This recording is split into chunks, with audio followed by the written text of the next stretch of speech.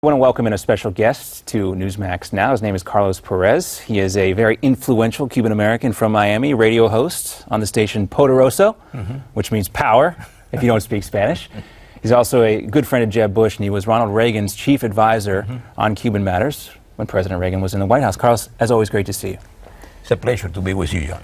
All right, I want to talk about the Cuban-U.S. relations and some concerning elements there. But first, let's start with the presidential election. Last time we spoke, Marco Rubio was still in the race. Things were still sorting out. Now it's basically a two-man race, Ted Cruz and Donald Trump. We'll get to Trump in a second, but first, Ted Cruz. Obviously, he has Cuban roots. Your friends in Miami, when you talk to the Cuban community, are they warming up to the idea of Ted Cruz as the Republican nominee? You know, basically speaking, the heritage is important for the Cuban Americans in Miami. However, the majority of the Cuban American people in Miami, regardless of the heritage, what they want is to get the best to be president of the United States of America. And the people excuse me, Cuban Americans are a special kind of citizens. They love this country because they had experience of losing their own country and coming and receiving all kind of help in this country. Right. And, you know, that aspect is important. Do they feel like there is a candidate who is the best right now among those who are remaining? You know, in my radio show, I usually ask, questions about who do you think, who do you like more, And believe it or not, I would say that Donald Trump, has a base of something like 35–40%, of my inquiry, So I couldn't tell you exactly what is going on this special election concerning Florida. The whole situation is so unpredictable. That's a great word for it, unpredictable. Yeah, Nobody's been able to predict. Nobody, it's amazing. Nobody could tell you what is going to happen. As I was telling you, the whole thing boils down to ego. Right. Will the ego of Donald Trump will allow himself to recognize another guy if he's defeated? Right. That's the question. That's $64,000 question that I have in my mind. And this is part of we talked about the exceptionalism of America, what makes this country so special. When you have a new president inaugurated, the previous president, even if it's from a different party, is there for the inauguration, or when the losing candidate gets up on stage, as was the case with John McCain or Mitt Romney in the last two elections, they say nice things about the person who won. You think you're concerned a little bit about Donald Trump's ability to do that. Should it be in the primary or the general election? It would be in every place. Okay.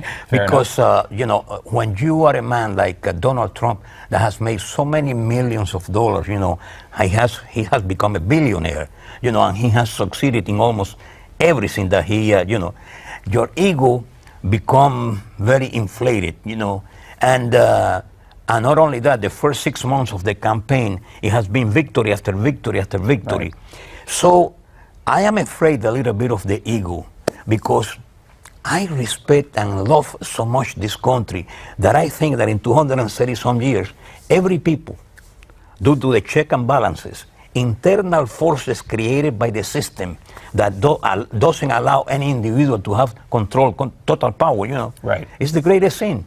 Now, that's my only question that I have about Donald Trump. If you look at history throughout time, there's this natural magnetic pull towards the authoritarian, the dictatorship. If the government itself is weak, the people want a king. Exactly. It goes all the way back to the Bible.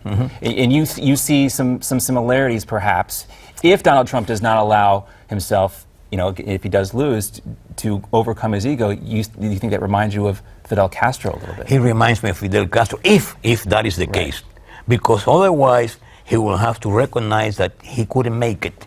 Right. And then, one thing that really worries me when he lost to Cruz in any given state, instead of recognizing that he lost, he started attacking.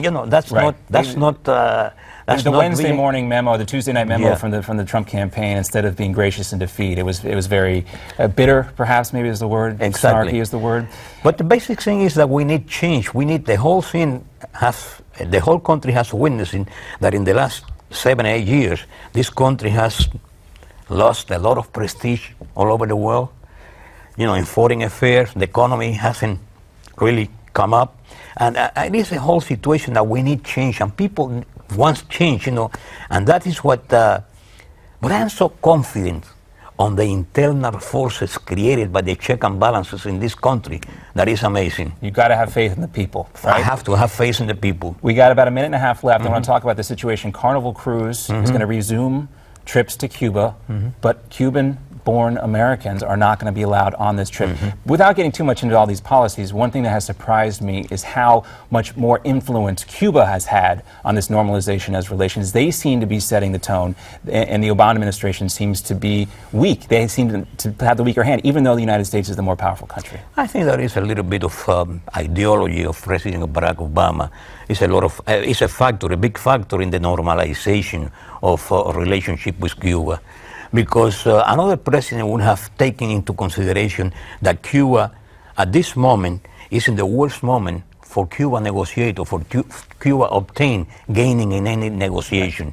We should have the leverage. We should have the leverage completely, because Venezuela, that was providing Cuba with the oil and so on and so on, it's almost had it, So Cuba they haven't been able to produce anything. So this was the moment that a good negotiator, could take almost a lot of advantage from the Cuban situation. It hasn't been that. It has not been that. It hasn't been that. It doesn't appear that way. Yeah. Carlos Perez, as always, a fascinating conversation. A man who knows a lot about not just politics, but a lot about these issues, and someone we like to have on this program. Thank you very much, Sean. Thank you very much, and thank you to Newsmax. All right, no problem. Before we go, we got about 10 seconds. You want to say who you're leaning towards right now as a Republican? Yeah, let's say Cruz. All right. A lot of people are like, let's say Cruz, without a good alternative. Carlos Perez, thanks so much. It's a pleasure. Great.